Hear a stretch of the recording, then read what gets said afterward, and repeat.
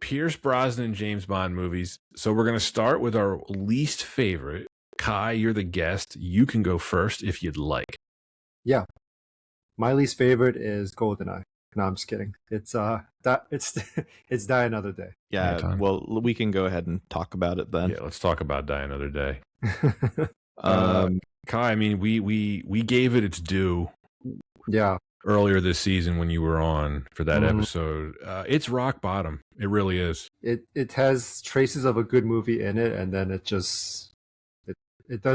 never pulls itself together at any point.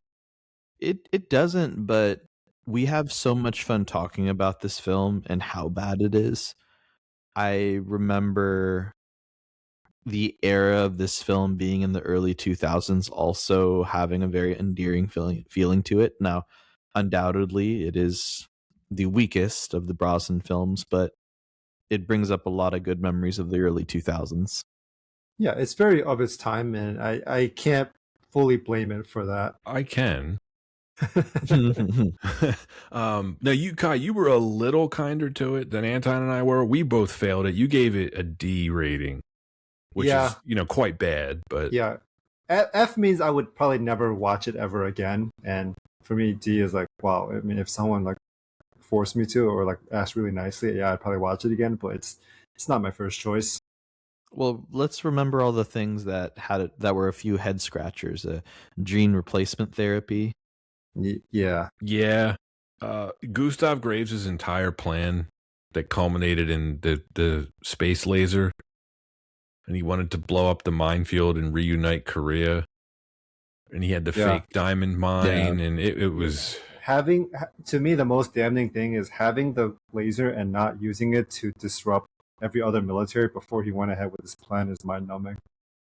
But let's not forget the MVP of the film, Diamond Inspector in the beginning of the film. Chaos around him, and he's focused on the diamond. You like to think he survived, right? I want to hope he just survived, yeah. Now, we did have a grand old time talking about it. And, I mean, honestly, Anton, I think the worse the Bond film, the more fun the discussion could be. There's a high correlation with that. And I don't know, Kai, if you remember, Die Another Day was also my first in-theater Bond. So I'm always thrown for a loop talking about this because there is so much enjoyability talking about this film, watching it from the perspective of it's not a good film, but having fun with it.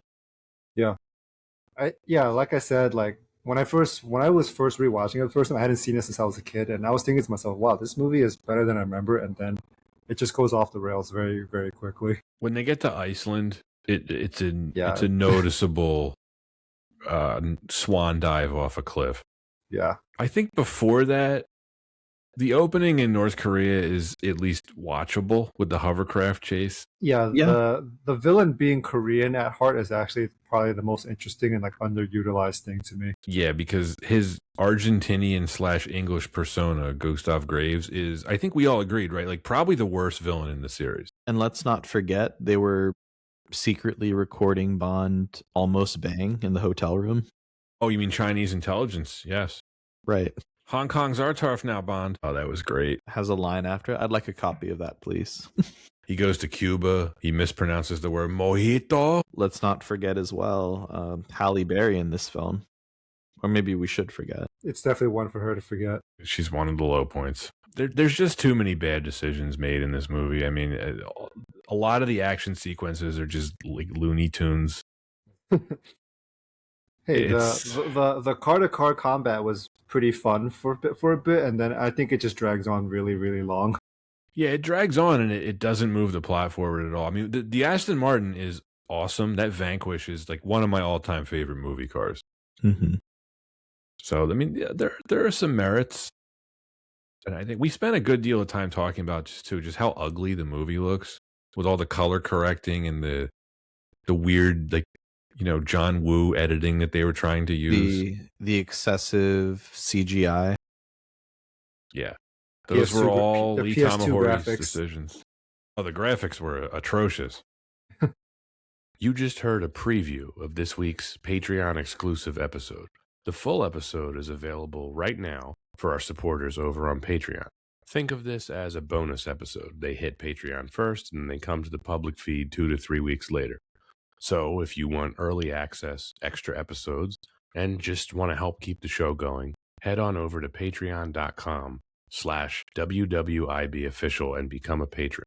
Thanks for listening, and see you next time on Why Wasn't It Better?